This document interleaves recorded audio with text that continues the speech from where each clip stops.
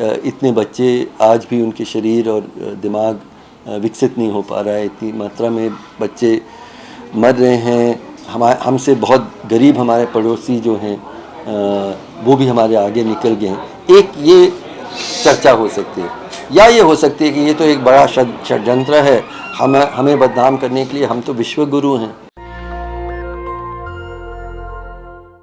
Sir, सबसे बड़ा dilemma ये है कि प्रोक्योरमेंट ढंग से नहीं हो पा रहा है। हमारे पास हर साल रिकॉर्ड प्रोडक्शन होता है, लेकिन फिर भी हमारे पास कहानियाँ होती हैं कि लोग भूख से मर जाते हैं। और जो कि डेटा अभी हमारे सामने आया था कि 28 करोड़ लोग रजिस्टर करते हैं कि हमें राशन की ज़रूरत है।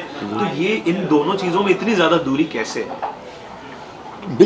बिल्कुल सही है। मुझे लगता है कि प्राथमिकताएं सरकार किसके लिए काम कर रही है, और ये आई थिंक बहुत साफ है कि सरकार एक तो उनकी आइडियोलॉजी के लिए काम कर रही है, लेकिन दूसरी तरफ सरकार बड़े से बड़े उद्योगपतियों के धन को और बढ़ाने में लगी हुई है, क्योंकि सरकार और ये सिर्फ इंडिया का सवाल नहीं है, पूरी दुनिया में ये सवाल पूछा जा रहा है कि सरकार किसके लिए काम करे। और मुझे लगता है कि जब तक किसान हमारी प्राथमिकता नहीं हो, मज़दूर हमारी प्राथमिकता नहीं हो, बच्चे प्राथमिकता नहीं हो, महिलाएं, तब तक सरकार इसके हल इतने मुश्किल नहीं हैं, लेकिन सरकार की नीयत और प्राथमिकताओं का सवाल है। उसी में आपका जवाब भी आया। सर, मेरा क्वेश्चन रहेगा। जी बेटा। मैं पीएचडी स्कॉलर हूँ। अभी मिनिस्ट्री ऑफ WCD ने एक डेटा दिया है जी, पोषण ट्रैकर का, जो कि गवर्नमेंट का सेल्फ रिपोर्टेड डेटा है। तो कह रहे हैं कि जो पोषण ट्रैकर रिपोर्ट है वो तो सिर्फ 3.92% चिल्ड्रन को बता रही है कि मालनरिश्ड है। तो इसके बेस पे वो लोग क्वेश्चन उठा रहे हैं कि ये जो मेथोडोलॉजिकल प्रॉब्लम जो गवर्नमेंट कह रही है कि there is a problem in methodology, उस पर आपका क्या कहना है? देखिए, नेशनल ये जो फैमिली हेल्थ सर्वे है वो भी सरकार की ही है, और उसी से आंकड़े ये निकलते हैं। ये सरकार का मैं देख रहा हूँ कि बाकी कुछ नहीं हो तो डेटा को दबाना, और जो डेटा हमारी समस्याओं को पे रोशनी डालती है उसको नकारना या उसको छिपाना। तो बेरोज़गारी के आंकड़े नहीं हैं, पोषण के आंकड़े नहीं हैं, गरीबी के आंकड़ों पे बहुत सारे सवाल हैं। मुझे लगता है कि मतलब अब तक पुरानी सरकारों ने भी बहुत गलतियां की, लेकिन सरकारी आंकड़े बिल्कुल स्वतंत्र थे और स्थितियां सामने आती थी। ये सरकार उन आंकड़ों को भी छिपाने की कोशिश कर रही है, लेकिन इससे समस्या हल नहीं होगी। जिस तरह से भारत सरकार ने पूरी तरह से इस रिपोर्ट को नकार दिया है, छवि खराब और केवल बच्चों तक की इस रिपोर्ट को सीमित रखना, उनके यही मापदंड, इसको कैसे देखते हैं सर? देखिए, विचित्र है कि इस क्या हम कह रहे हैं कि हमारी सरकार को बदनाम करने के लिए 120 देशों के आंकड़े उन्होंने इकट्ठा किए और ये सब किया। मतलब ये एक अजीब सा सोच है। और हम कह रहे हैं कि हाँ ठीक है, बच्चे तो कुपोषित हैं ही, उनमें वेस्टिंग भी हो रहा है, मैलन्यूट्रिशन भी हो रहा है, छोटे भी हो रहे हैं, बड़ी मात्रा में मर रहे हैं, लेकिन कोई समस्या तो है नहीं। ये तो एक छोटी समस्या है। ये अगर सरकार कहती है तो हम नागरिक को जवाब देना पड़ेगा।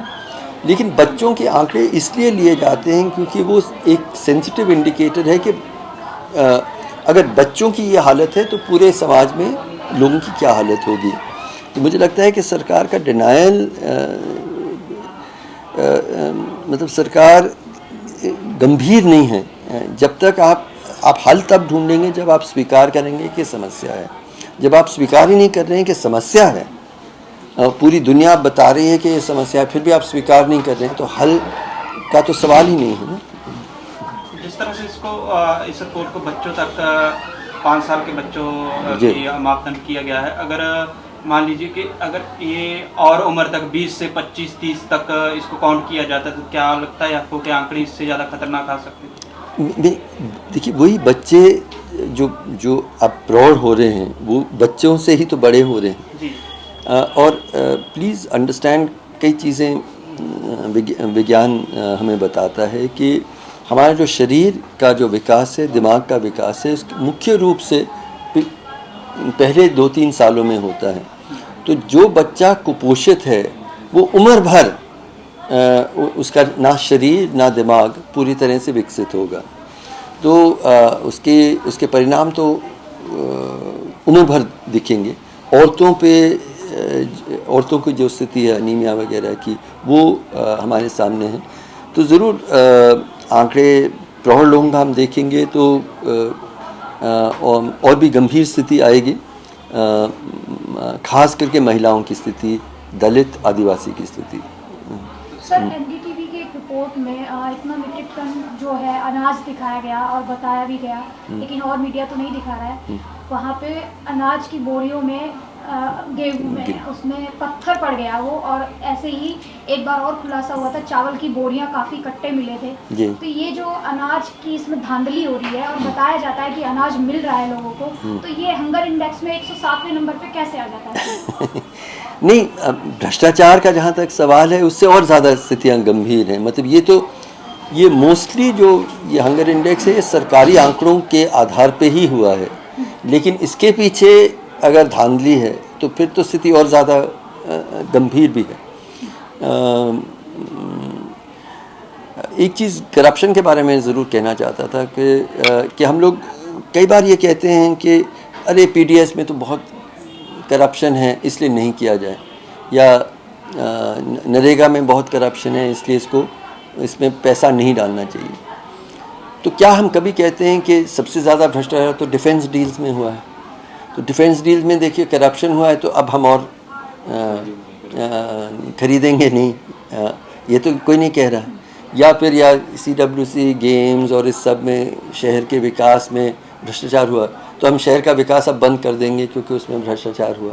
सिर्फ जब गरीब के योजना में भ्रष्टाचार है तब हम कहते हैं कि अरे भ्रष्टाचार है, इसको बंद किया जाए। भ्रष्टाचार ज़रूर है, लेकिन हर स्तर पे, हर क्षेत्र में भ्रष्टाचार का सामना ज़रूर करना चाहिए, लेकिन गरीब पे सरकार ज़्यादा खर्चे उनके रोज़गार, उनकी स्वास्थ्य, उनकी पोषण, उनकी सामाजिक सुरक्षा पर, इस पे तो हम लोगों को भ्रष्टाचार एक कारण बताते हुए उस पर हम पीछे हट जाएं, वो सही नहीं है। सर, देश में जिस तरीके से हंगर इंडेक्स को लेकर चर्चाएं हो रही हैं, और इसी रिपोर्ट को जो हंगर इंडेक्स है वो केंद्र सरकार कह चुकी है कि ये तार्किक नहीं है, अवैज्ञानिक है, तो उसे तो सरकार मानती नहीं, तो आप इसे किस नजर देख रहे हैं?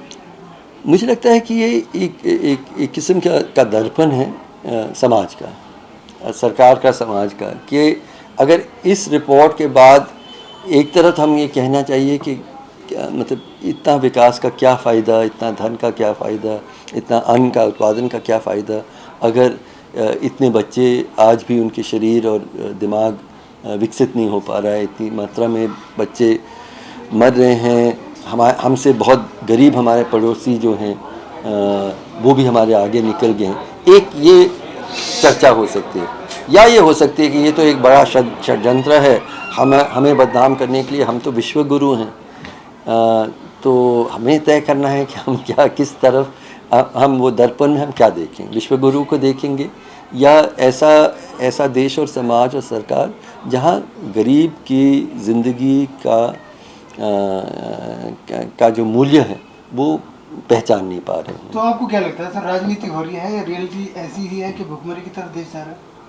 नहीं, बिल्कुल, मैं तो गांव में घूमता हूँ, ऐसा नहीं है कि सुधार नहीं हुआ है, लेकिन जो सुधार हुआ है वो बहुत कम हुआ है और देशों की अपेक्षा, यही रिपोर्ट बताती है। सर, अयोध्या नगरी में 1.25 लाख से भी ज़्यादा आज जो है दीपोत्सव मनाया जा रहा है, और एक तरफ वो लोग हैं जो भूखमरी से जूझ रहे हैं, वहाँ पर इतना खर्चा किया जा रहा है। एक बार और हुआ था जब वहाँ पर मंत्र उच्चारण के लिए काफ़ी पंडित बिठाए गए थे और उनको काफ़ी ऊंचे दर्जे में उनको वो सब दिया गया था, दक्षिणा दी गई थी गायों को मंत्र सुनाने के लिए। ये ऐसा अयोध्या नगरी में हो रहा है, और एक तरफ भूखमरी का इंडेक्स आ रहा है और भूखमरी बढ़ती जा रही है, तो ये इसको कैसे हम देखिए, प्राथमिकताएं सरकार की क्या हैं वो स्पष्ट हैं। आपने कुछ उदाहरण दिए हैं। मैं तो जो बड़े उद्योगपतियों को जो फ़ायदा हो रहा है जो निजीकरण का दौर चल रहा है देश में, ये सरकार की प्राथमिकताएं को स्पष्ट करता है। देश का गरीब उस प्राथमिकता में कहीं भी हाशिए के आखिर में खड़ा है। नेशनल दस्तक की आपसे गुजारिश है कि अगर इसको बचाना चाहते हैं तो नेशनल दस्तक को सब्सक्राइब करने के लिए रेड कलर के सब्सक्राइब बटन को दबाएं, फिर बेल आइकन की घंटी दबाएं। नेशनल दस्तक को बचाने के लिए बहुत ज़रूरी है कि हर खबर को शेयर करें, लाइक करें, कमेंट जरूर करें।